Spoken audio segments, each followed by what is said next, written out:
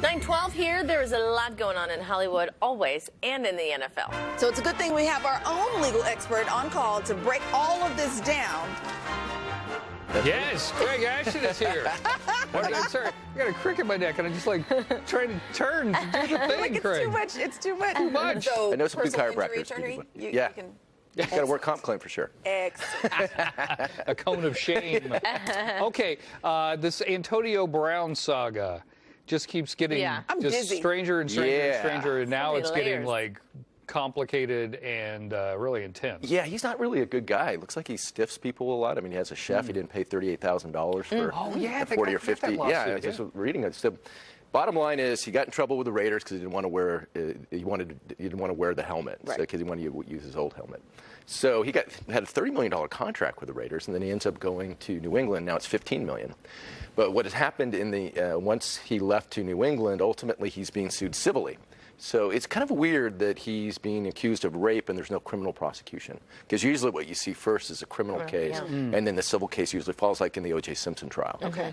So we had the murder case, which was beyond reasonable doubt. He got acquitted, and then the civil case where he lost $30 million judgment and then didn't pay anything. But you don't have that here. Yeah, so the bottom line is it's odd that this is basically the civil case. This is going to be for medical, lost income, and then pain and suffering, and then also punitive damages. I mean, what he's accused of doing is, holy moly. The defense that I would use if I were him is that the behavior that he engaged in was really reprehensible.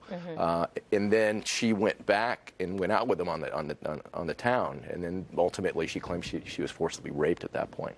So it's just odd that if somebody would act that reprehensibly, that she would continue to interact with him, because I really can't even talk about it on air. It's so bad. Right. Yeah. And it's just like kind of a shocking event. So ultimately, there was a negotiation.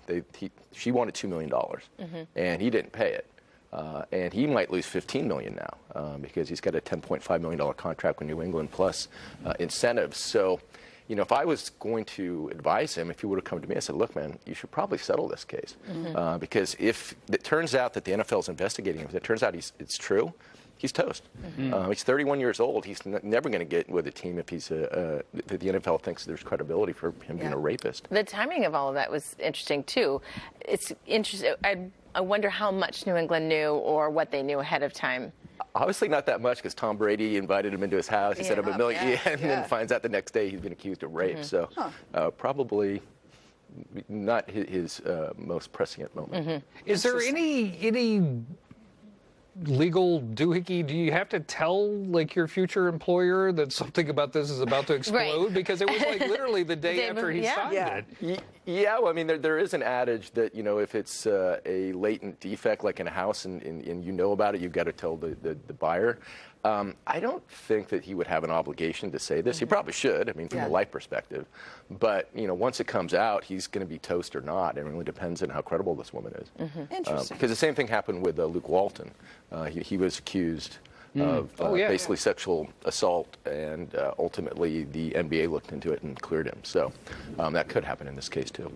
All right. Well, we do want to ask you briefly about Britney Spears. Britney Spears. Because first, let me just say, I applaud her for being willing to have a conservator. Yeah, it's really odd because usually conservatorships are for people that are incompetent. Yeah. She's worth $215 million. I mean, Right. She's grown up. She's mom. So she basically said, look, I'm going to let somebody else control who I see, who my bodyguards are. Basically, all of her life decisions can be made by somebody else. The funny thing that I thought was funny is Kevin Federline. Remember, everybody's making fun of him. Now he's on his front foot, and he's accusing Britney Spears' dad of basically assaulting one of their kids. Oh. So now Kevin Federline's on his front foot. So who saw that one coming? But yeah, so she's got a conservatorship. I mean, she's 37 years old. Yeah. Clearly competent. Usually the court says, look, you don't take up our time here. I mean, you're not incompetent. But she basically has made a determination that she's not able to handle her life the way she wants to, and she lets somebody else take control of that, which is very unusual. Yeah, I have a conservator. It's my wife. Basically, she realizes that I'm not capable of making decisions, and she does it all, so it's good. Yeah. Well, if you're in a place where you honestly don't think that you can make the right decisions for yourself and your family, and you've got that many assets, you probably, Right. someone you trust should probably. Yeah, it's just that the fact that the legal resources are being used to, because it's being overseen. Yeah. I mean, this, she doesn't seem incompetent to me. I mean, she married Kevin Federline, perhaps, but That's the evidence right there. so maybe, oops, she did it again. Right? So to me, it seems like kind of a waste of judicial resources. But bottom line is, it works for her.